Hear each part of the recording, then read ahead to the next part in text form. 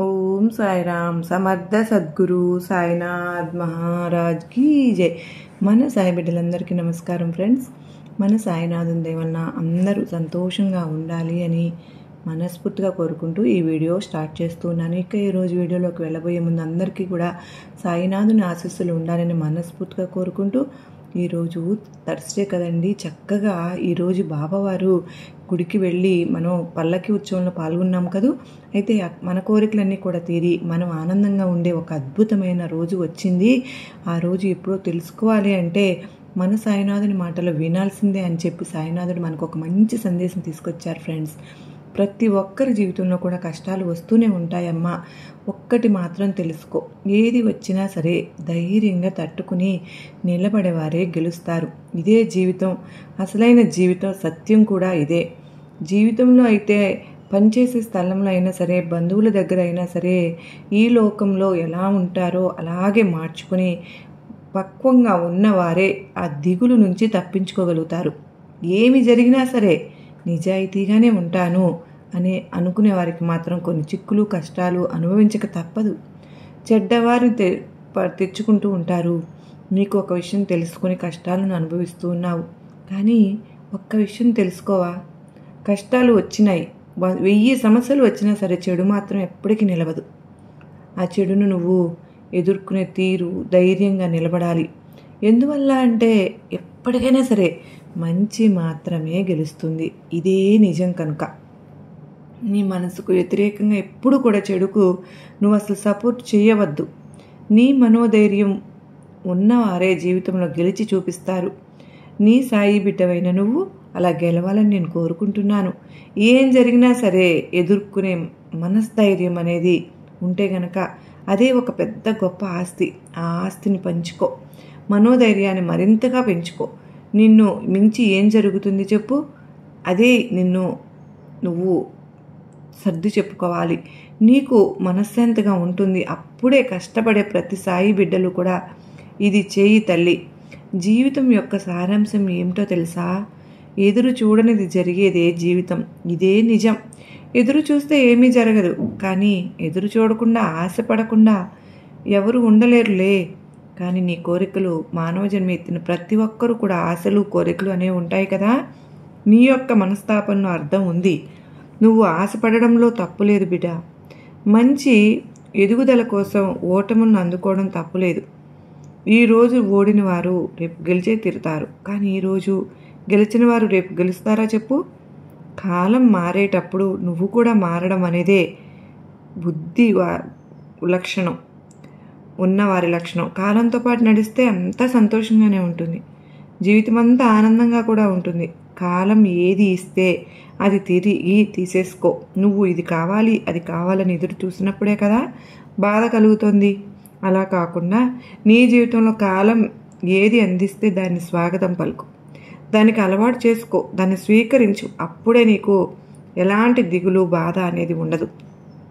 మిగతా వారితో మాట్లాడేటప్పుడు మాత్రం అనుకూలంగా ఉండు. అంత మాత్రమే కాదు, నీ మనసులో ఏమి అనుకుంటావో అది అంతా కూడా వెళ్ళగక్కవద్దు. అలా వెళ్ళగక్కినావుంటే మనసులో అంతా కూడా నువ్వు భయపడకుండా బయట చెప్పేసినప్పుడు కొన్నిసార్లు కొంతమంది బాధపడతారు.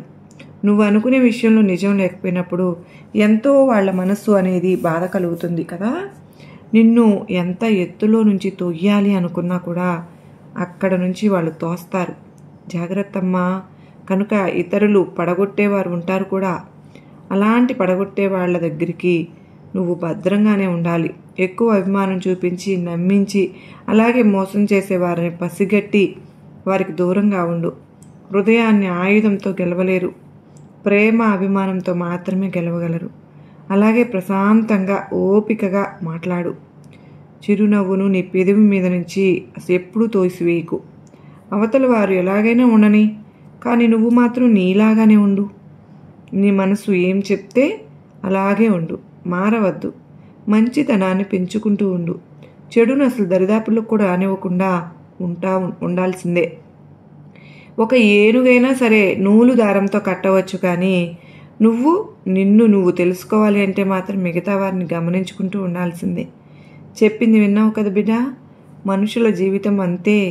మనిషి జీవితం అనేది గొప్పది, కానీ కొంతమంది మనుషులు అలా ఉంటారు. అలాంటి మానవ జీవితాన్ని ఆనందిస్తూ జీవించు. చిక్కులు వచ్చినా సరే, సమస్యలు వచ్చినా సరే, వాటన్నిటిని కూడా ధైర్యంగా ఎలా ఎదుర్కోవాలని నేర్చుకుని ముందుకు నడుస్తూ ఉండు. నీ జీవితంలో ఏదైనా సరే ఎదురైనా ఇక్కట్లైన పరిస్థితి వచ్చినప్పుడు కొద్దిగా ఆలోచించి నిర్ణయం తీసుకో. అయ్యో సమస్య వచ్చిందే అని మనసును అల్లకల్లోలం చేసుకోకుండా ఈ సమయంలో ఈ సమస్యకు పరిష్కారం ఎలా దొరుకుతుంది అని ఆలోచించు. అలా ఆలోచించి నిర్ణయం తీసుకుని నువ్వు ఆ పరిష్కారం వైపు నువ్వు ఆలోచించినట్లయితే తప్పకుండా ఆ సమస్య అక్కడికక్కడ ముగిసిపోతుంది. నీకు మంచి పరిష్కారం నీకే తోస్తుంది. గొంతు నులిమేంత సమస్యలు వచ్చినా సరే కానీ ఆవేశపడను అని నిర్ణయం తీసుకో. దాని నుంచి ఎలా బయటపడాలో ఆలోచించు. అపనమ్మకంతో అస్సలు ఉండవద్దు. ఎలాంటి కష్టం వచ్చినా సరే దాన్ని పోరాడి గెలవగలను అనే ఒక నమ్మకాన్ని పెంచుకో. మంచి మాత్రమే అనుకో, మంచే జరుగుతుంది. నువ్వు ఎప్పుడు అపనమ్మకాన్ని స్వాగతిస్తావో తలుచుకుంటావో అప్పుడేనమ్మా నీ పతనం ఆరంభమైనట్లు. అపనమ్మకము అనేది నీ దరిదాపుల్లో కూడా నీ మనసును రానివ్వవద్దు. బిడా, కొద్దిగా ఓపికను మాత్రం నీలో ఎంత పెంచుకుంటావో నువ్వు అంత గొప్ప స్థాయికి వెళ్ళిపోతావమ్మా. అదే నిజం. ఓపికకు మించిన ఆయుధం లేదు. అవును తల్లి, నా బిడ్డగా నిన్ను స్వీకరించిన నేను ఇవన్నీ నీకు చెప్పాల్సిన అవసరం ఎంతగానో ఉంది.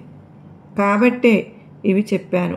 అప్పుడే నీ కోరికలు తీర్చుకునే మార్గాలు అవన్నీ కూడా నీకు దొరుకుతాయి. ఆనంద కన్నీరు బాష్పాలు రాలే రోజులు వస్తాయి. ప్రతి ఒక్క క్షణం కూడా నువ్వు జీవితం సంతోషంగా జీవిస్తావు.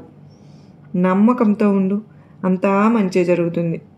ఈరోజు గురువారం రోజున నీకు ఈ యొక్క సందేశం విన్నావు అంటే గనుక నీ మనసుకున్న కష్టం అంతా దూరమైనట్టే. నీకు ఎలాంటి కష్టాలు ఉన్నా కూడా దూరమైనట్టే.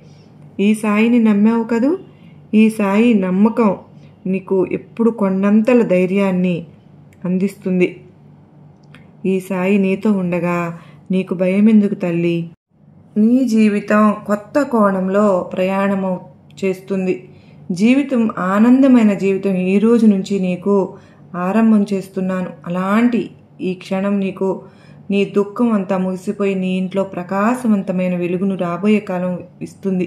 నువ్వు నమ్మలేని పెద్ద సంతోషం నువ్వు తప్పక వింటావు. అది అందుకోవడానికి సిద్ధంగా ఉండు. నీ యొక్క దుఃఖాలను, బాధలను, ఓటములను పొంది నువ్వు చిన్న చిన్న గెలుపులను చూస్తావు. అసలు గెలుపే లేదు అన్న నీ జీవితంలో ఆ చిన్న గెలుపు నీకు ఎంతో ఊరటని, సంతోషాన్ని ఇచ్చి అది పెద్ద విజయాలకు దారితీస్తుంది. నీ కలలు, కోరికలు అన్నీ తీరుతాయి. నువ్వు చేయవలసిందంతా నీకు వచ్చే చిన్న చిన్న సమస్యలు, చిక్కులు అన్నీ కూడా నా దగ్గర అప్పగించి నువ్వు ప్రశాంతంగా ఉండు. నువ్వు జీవితకాలం చేయబోయేది నీ బాబా వల్ల ఒక్క క్షణంలో చేయగలను కనుక ఈ క్షణం నుంచి ప్రతిదీ నా దగ్గర అప్పగించేసేయి. నీ మనసు గల్లుమనేలా, ఆనందపడేలా నేను నీకు మనసుకు మంచి సంతోషకరమైన వార్తలు అందజేస్తూ ఉంటాను. దేనికి కూడా భయపడవద్దు. మనసును నిరుత్సాహపరుచుకోవద్దు, కృంగిపోవద్దు, భయంతో కూరుకుపోవద్దు. రాసి పెట్టుకో, అతి త్వరలో నీ జీవితం మారబోతుంది బిడ్డ. అన్ని సిరి సంపదలతో, ఆనందంగా, మంచి పేరు ప్రఖ్యాతలతో సంతోషంగా జీవిస్తావు కనుక నీ జరిగిపోయిన కాలం పుణ్యం వల్ల నన్ను పూజింపబడుతున్నావు.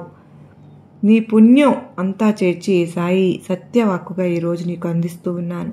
అది నువ్వు వినగలుగుతున్నావు అంటేనే నువ్వు పుణ్యం చేసిన వానివే కదా. అదృష్టం కలిగినప్పుడు ఆపద రాదు. ఈ సాయి వాక్కు అర్థమైతే ఈ చేయి ఎప్పటికీ నీ బాబా వదలను అని నీకు ధైర్యంగా, నమ్మకంగా ఉంటుంది. ఎవరు వదిలినా నేను వదలను. ఇక నుంచి కన్నీరు పెట్టకమ్మా. ఈరోజు ప్రశాంతంగా నిద్రించి రేపు ఉత్సాహంగా లెగవాలి. అంతా నీకు శుభమే జరుగుతుంది. నీకు నీ జీవితంలో అదృష్టమే లేదు అనుకుంటూ ఉన్నావు కదా. ఇక అదృష్టం మాత్రమే నీ జీవితంలో పొంగి పొర్లిపోతుంది. అది నీ కళ్ళారా నువ్వే చూస్తావు కనుక ఎందుకు కూడా వంగకుండా ప్రశాంతంగా ఉండు. కంటి నిండా నిద్రపో, కడుపు నిండా తిను. దేనికి కూడా నువ్వు పెద్దదిగా చూడకు.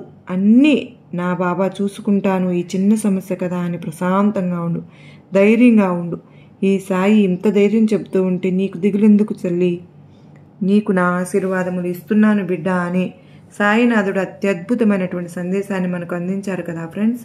మరి ఈ సందేశంలోని అర్థం మనందరికీ కూడా గొప్ప నమ్మకాన్ని, ధైర్యాన్ని కలిగించింది కదూ, నచ్చింది కదూ. నచ్చినట్లయితే మరికొంతమంది సాయి బిడ్డలకు ఈ వీడియో షేర్ చేయండి. మరలా మరో చక్కని సాయినాథుని సందేశంతో మరలా మీ అందరినీ కలుసుకుంటాను. అంతవరకు నమస్కారం అండి. ఓం సాయిరామ్. సర్వే జనా సుఖినో భవంతు. లోకా సమస్త సుఖినో భవంతు.